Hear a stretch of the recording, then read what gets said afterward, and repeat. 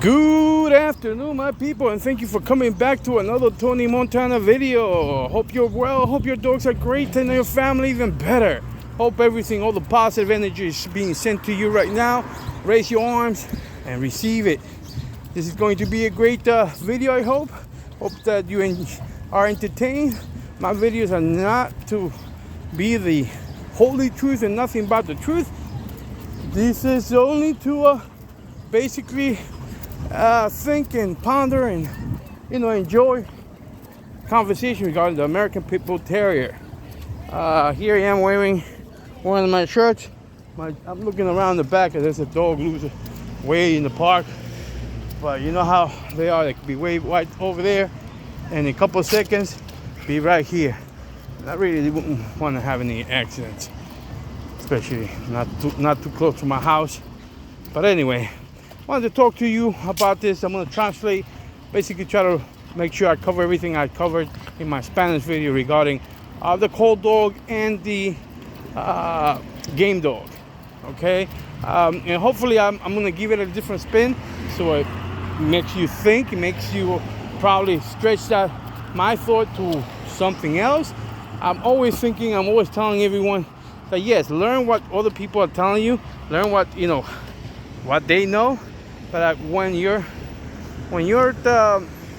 gain experience, as much the more you gain experience, the more you're going to know it, and you're going to realize that there might be other ways of thinking about what you thought was concrete.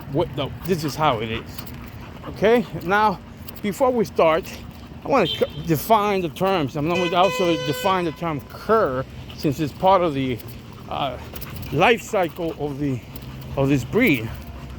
Life cycle meaning, obviously when you're born, you might be a game, you might be a cur, you might be a cold dog type of thing, and that might be bred into the the next generations, or that would enhance the potential of that occurring.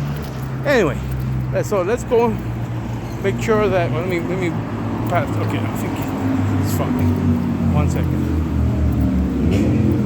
All right, so let's find the first term.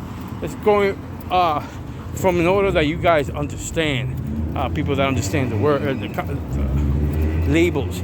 A cold dog is a dog that will not fight back. A cold dog is a dog that will just stand there, not run away. It basically doesn't have that urge to flee or fight. Okay? It doesn't have the urge, that drive, that genetic natural behavior of fleeing or fighting when their life is in danger. Then you stand there. And now you have curs. And when we say curs, there's different layers of curs. You have that rough cur. The rough cur is a dog that will start, meaning they will act like they want to fight. You'll see that animal aggression in them. You'll see that willingness to fight another dog. As an example, we're talking about terms used in the 1900s, and I'm just trying to clarify those terms. I'm not promoting anything illegal. I'm just clarifying the terms so that we can move forward with the pondering, the thought process. Just in terms of perhaps debating if you guys want to say something. But come on. This is just a thought, okay? So now we have those curs that are rough curs, and then stop. Let's go. Or that. Let me start here. Or there's all the curs that really last longer. The cur will be identified as a dog, regardless of when. But if the dog quits, meaning, and I told more the different interpretation of a dog quitting and not quitting. So the dog quits, meaning the most clear way of the dog known to be quitting is the dog is fine, dog is not tired, dog is perfectly fine, but the dog was on top, meaning not losing. He was winning, as an example, again. And suddenly the dog just did not scratch, did not do his scratch.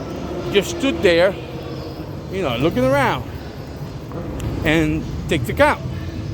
Or, or I might be even get close to the other dog and say, I forgot, probably want to do something else. That's really a clear-cut cur. Could be a cur that lasted 2 hours, 3 hours, still a cur. Because it quit.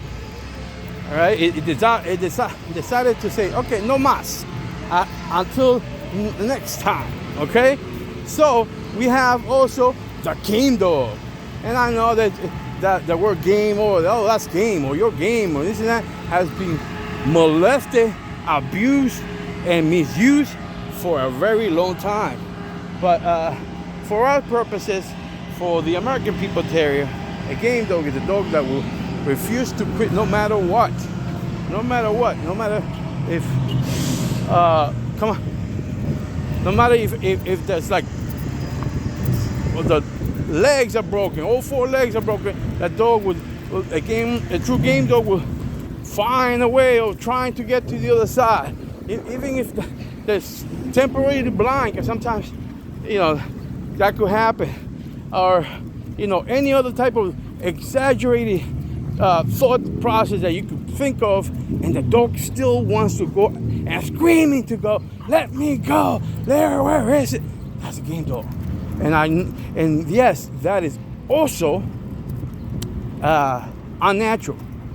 It also violates the rule of nature of fight or flight. You will fight until you're losing, and then you flight. You run away, unless you win, obviously. But the nature is fight or flight. Okay, so the cur in these explanations, the cur is the dog closest to nature or closest to natural behavior out of all the 3 that I mentioned. Obviously, the cur is the sub-cur categories. Obviously the one that quits right away, the one that takes an hour, that takes 2 hours, 3 hours. But again, it's still there. So those dogs, in my opinion, are the closest to natural behavior that you can find. Now, this is where I'm coming at. Now we're going to talk about these people that always tell me, or I've read, or I've heard saying, I'd rather breed to a 15-minute cur than a cold dog, because at least the 15-minute cur is closer to a game dog in terms of he at least went. So that's like, I'd rather breed to that. And again, this is not an ideal scenario. This is like, again, we're talking about in reference to 1900 activities. Nothing today, no promoting. It's just we love the breed, and we're talking about things that happened in the past, and no problem. So in the 1900s, I actually sort of love the process.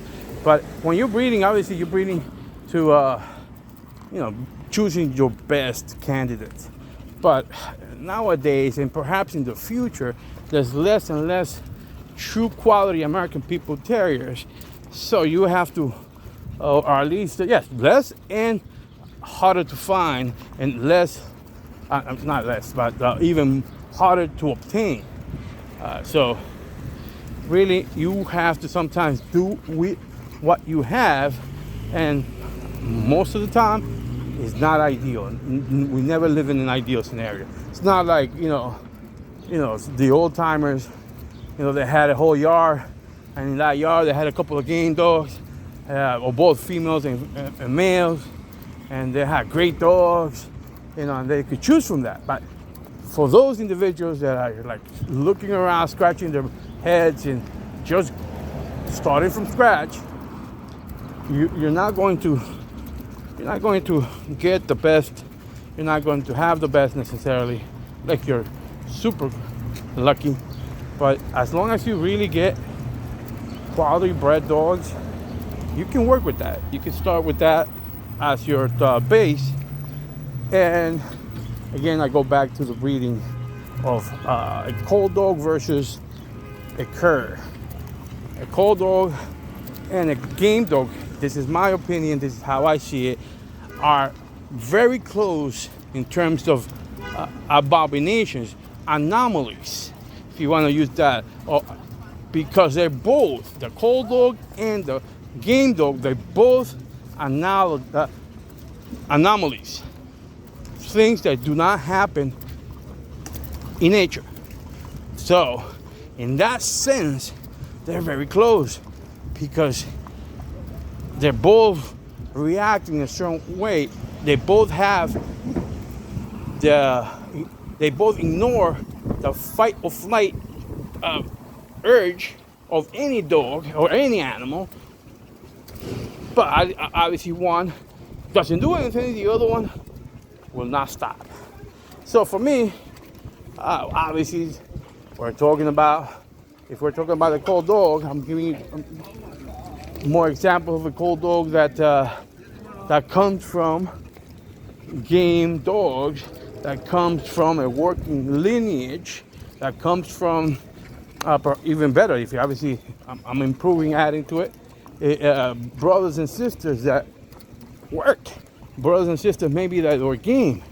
Then I would say breed to that cold dog because it has that mutation of not being natural, of something not being right, and so that you could breed. Yes, you really have to be extremely careful and not again breed to.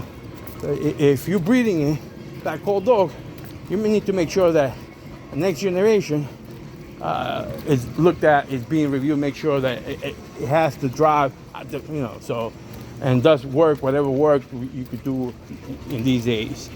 But,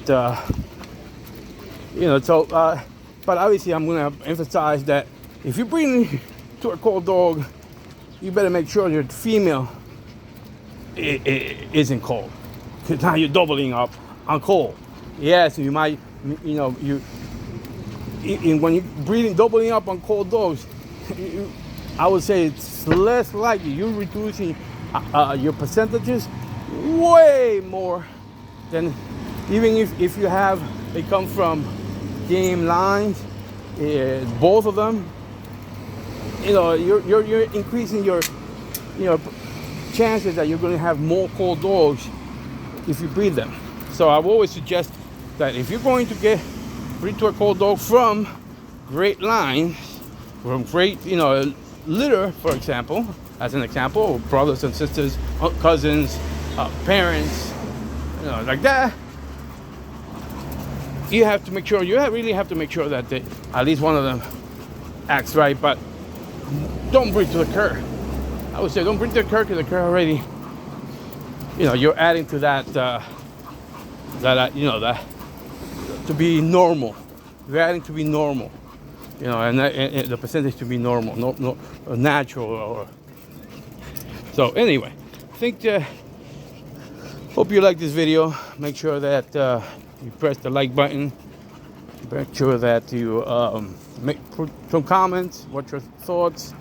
And this is just for fun. I enjoy walking. Perhaps when I talk on a video, makes